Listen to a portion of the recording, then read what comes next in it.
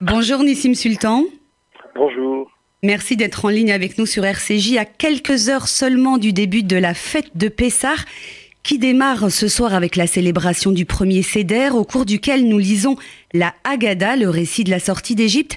Avant de parler plus précisément du sens de cette fête centrale dans la tradition juive, un mot peut-être sur la semaine sainte pour les chrétiens qui vont célébrer la fête de Pâques lundi, alors que l'incendie de la cathédrale de Notre-Dame a suscité une vague d'émotions intenses à travers tout le pays. Nissim Sultan, vous qui êtes le grand rabbin de la ville de Grenoble, quelle lecture faites-vous de cette ferveur qui s'est emparée de notre pays ? C'est le croisement, je pense, de plusieurs émotions, plusieurs modes d'attachement à la cathédrale de Notre-Dame de Paris.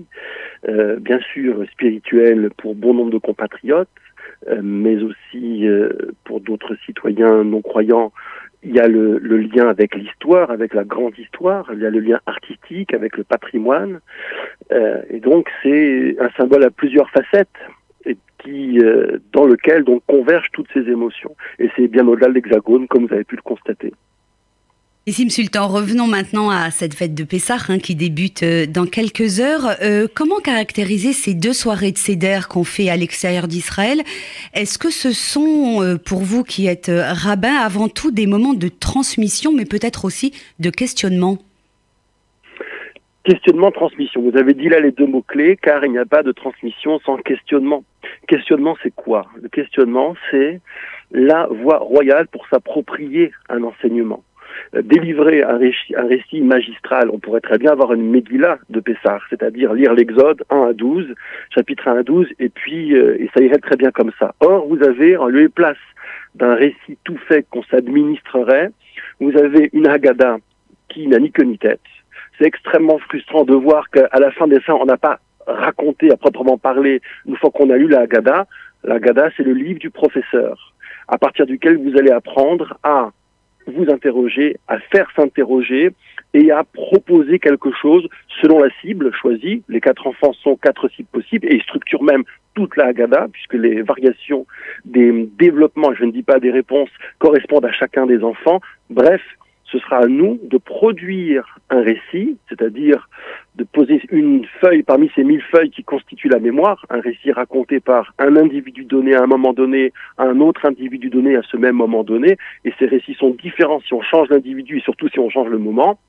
Bref, question, transmission, tout ça est intimement lié, il n'y a pas de transmission qui vaille sans question. Nissim Sultan, que nous dit le récit de la Haggadah ? Que raconte-t-il finalement ? Est-ce que c'est l'histoire de la première libération d'un peuple de son oppresseur ? Alors, comme je vous le dis, il ne raconte pas directement, mais il nous pousse à nous raconter ce récit fondateur, Ricoeur dira grand récit, qui nous montre comment Dieu intervient dans l'histoire. Et ça, c'est une vraie révolution des esprits. Dans le récit lui-même, le Dieu unique était connu de la famille des patriarches et connu sans doute de beaucoup d'autres, mais son intervention dans l'histoire pour un peuple qui n'est plus une famille, ça, c'était véritablement nouveau. D'ailleurs, un peu plus loin, dans les 10 paroles, les 10 commandements, c'est pas forcément heureux de le traduire ainsi. Comment commence le propos, le décalogue ?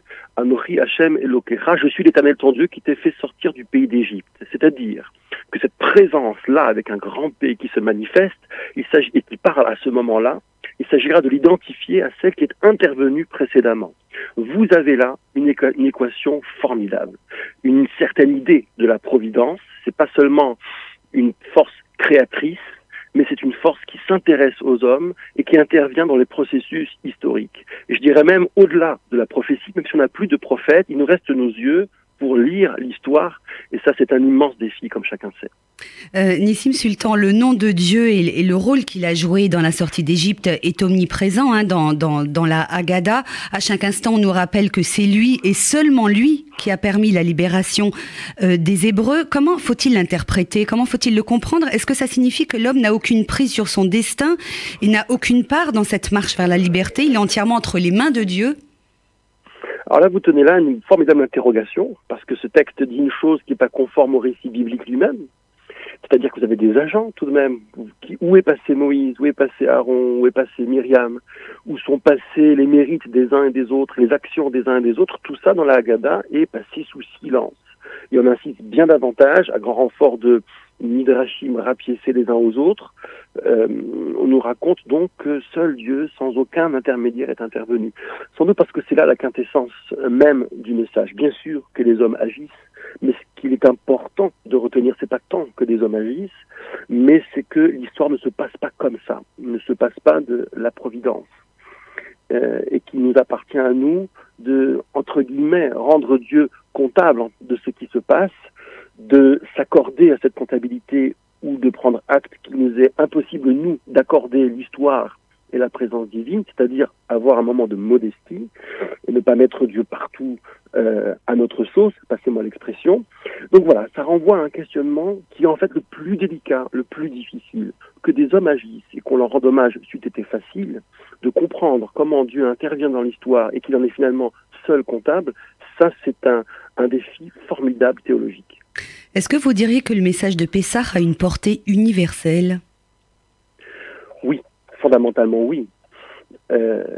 C'est-à-dire que si on retient que l'Égypte est symbole de la permanence dont on croit qu'elle est indépassable, et que cette intervention divine a cassé cette permanence, quelque part, tout esclave dans l'histoire, ou quiconque l'est un peu en lui-même, comprendra qu'il n'y a pas de permanence qui vaille, que toutes les permanences sont dépassables, sont elles-mêmes éphémères.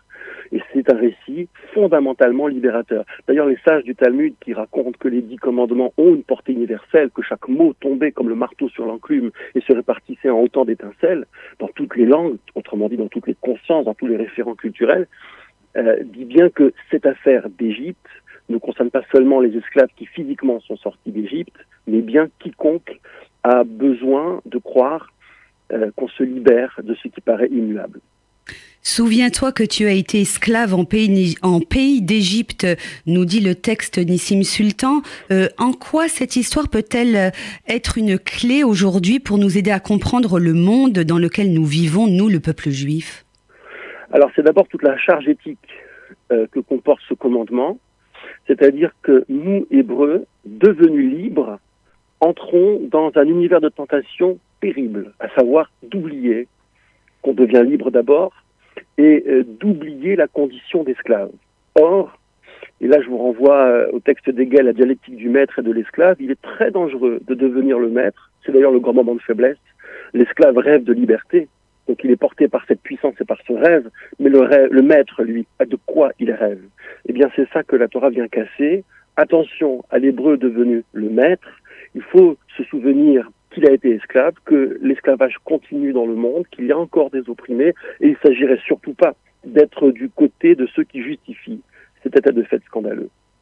Merci infiniment Nissim Sultan, grand rabbin de Grenoble, d'avoir été avec nous sur RCJ à quelques heures du premier Seder de Pessah. De très bonnes fêtes, monsieur le grand rabbin, Chag Sameach. Alors, petit rabbin, si vous permettez, et Chag Sameach, un grand Chag Sameach.